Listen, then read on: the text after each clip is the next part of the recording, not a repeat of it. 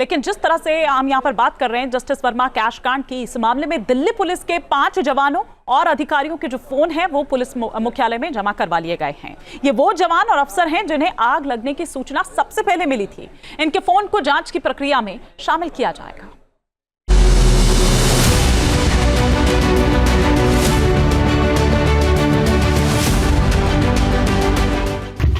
And other investigating agencies with full permission to the investigating agencies to apply the law of land to every offender, including the delinquent judge, Justice Yashwant Verma. Delhi high court के justice Yashwant Verma के घर नोटों के bundle से भरी बोरियों में लगी आग तो बुझ गई, लेकिन विवाद का धुआं अभी तक नहीं छटा है, बल्कि ये गहरा ही होता जा रहा है। कैश एट होम की जांच की प्रक्रिया शुरू हो चुकी है। सुप्रीम कोर्ट ने 3 जजों की इन हाउस समिति का गठन किया है। I salute the wisdom of Chief Justice of India and other members of the Collegium of Supreme Court who released the report of the Chief Justice of Delhi High Court. Also constituting a 3-member in-house committee.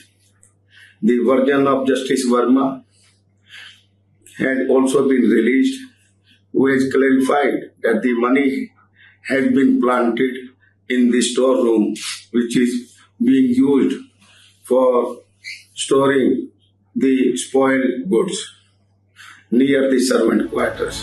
सूत्रों के मुताबिक Delhi police के 5 अधिकारियों और जवानों ने अपने mobile phone police मुख्यालय में जमा करवा दिए हैं। ये वो अफसर और जवान हैं जो 14 मार्च की रात जस्टिस वर्मा के घर आग लगने के बाद सबसे पहले वहां पहुंचे थे। इनमें तुगलक रोड पुलिस स्टेशन के SHO, 1 sub inspector, 2 head constable और 1 कांस्टेबल शामिल हैं।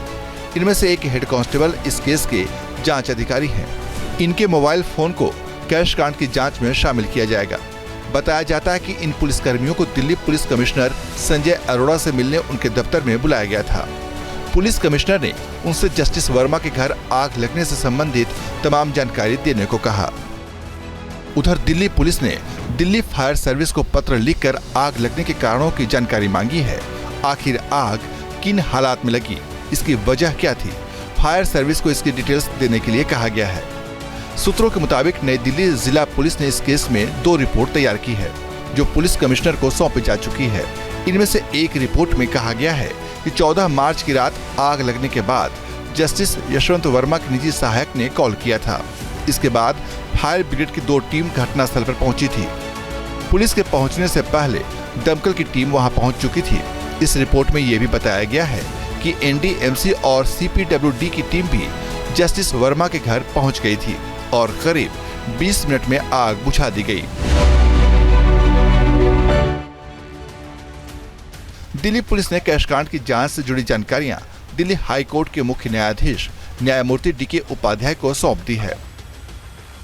इसमें जस्टिस यशवंत वर्मा के सरकारी आवास पर पिछले 6 महीनों में तैनात सुरक्षा कर्मियों की डिटेल्स शामिल है। इसके अलावा जस्टिस वर्मा की पिछले 6 महीने की कॉल डिटेल रिकॉर्ड भी उपलब्ध करवाई गई है। CJI संजीव खन्ना के निर्देश पर दिल्ली हाई कोर्ट के चीफ जस्टिस DK उपाध्याय ने पुलिस कमिश्नर से जानकारियां मांगी थी। उधर जस्टिस यशवंत वर्मा ने कैश एट होम मामले में खुद को बेकसूर बताया है।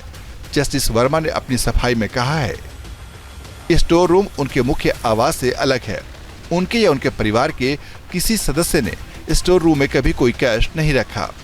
जिस कमरे में आग लगी वहां घरेलू अनुपयोगी सामग्री रखी जाती थी। स्टोर रूम खुला रहता था, जिसमें स्टाफ और सुरक्षा कर्मी जा सकते थे। जस्टिस वर्मा ने बताया कि घटना वाले दिन वो भोपाल में थे और उन्हें इसकी जानकारी उनकी बेटी से मिली। जस्टिस यशवंत वर्मा कह चुके हैं कि आग बुझाने के दौरान उनके परिवार और स्टाफ के सदस्यों को सुरक्षा कारणों से वहां से हटने के लिए कहा गया था। जब वो लोग आग बुझने के बाद स्टोर रूम में पहुंचे तो उन्हें वहां कोई कैश नहीं मिला। जस्टिस वर्मा ने कहा कि कथित रूप से बोरियों में भरे कैश से उनका कोई लेना देना नहीं है और ये उनकी छवि को खराब करने का षड्यंत्र है। कैश कांड सामने आने के बाद जस्टिस वर्मा से न्यायिक कार्य वापस ले लिए गए हैं और उन्हें इलाहाबाद हाई कोर्ट ट्रांसफर करने की सिफारिश सुप्रीम कोर्ट कॉलेजियम ने कर दी है। लेकिन Allahabad high court bar association ने इस तबादले के खिलाफ मोर्चा खोल दिया है और जस्टिस वर्मा के खिलाफ महाभियोग लाने की मांग की है। Investigating agencies to apply the law of land team to every news offender. Nation. News nation अब व्हाट्सएप पर खबरों की ताजा अपडेट के लिए न्यूज नेशन के इस QR कोड को स्कैन करें।